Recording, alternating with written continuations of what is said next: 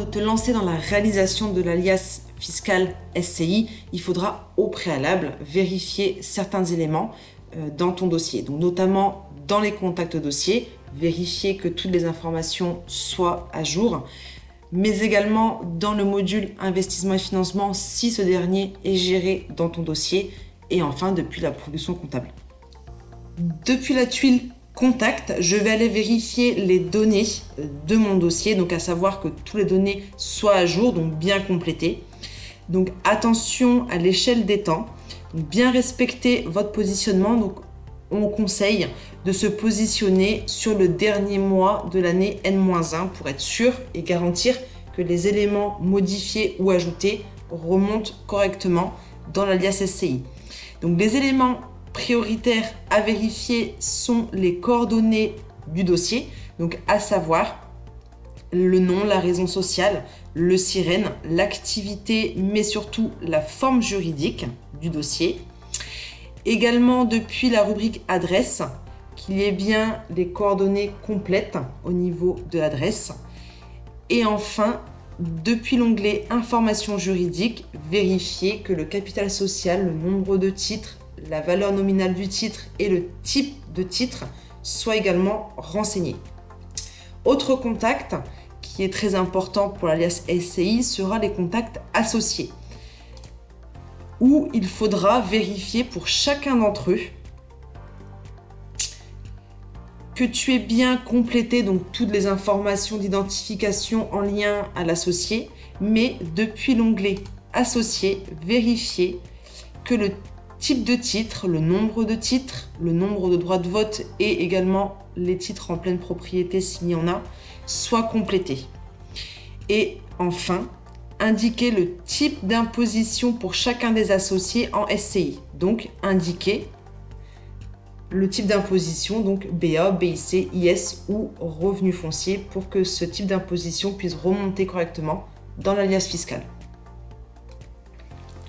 Après la vérification des contacts, il faudra aller vérifier les immobilisations, donc accessibles depuis la tuile investissement et financement, où tu pourras aller sélectionner l'option renseignement spécifique SCI sur les immobilisations concernées par la déclaration 2072. Donc pour accéder à l'option, il faudra déverrouiller l'immobilisation via le clic droit déverrouiller.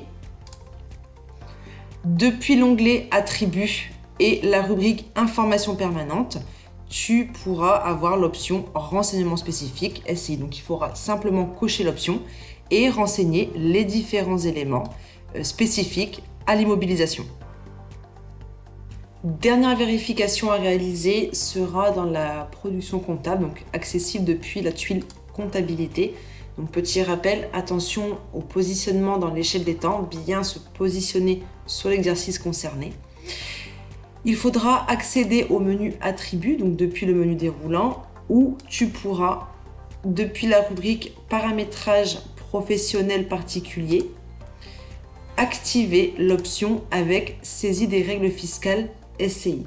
Donc cette activation-là permettra d'activer la comptabilité en mode SCI, mais entraînera des spécificités sur les lignes de charges ou de produits.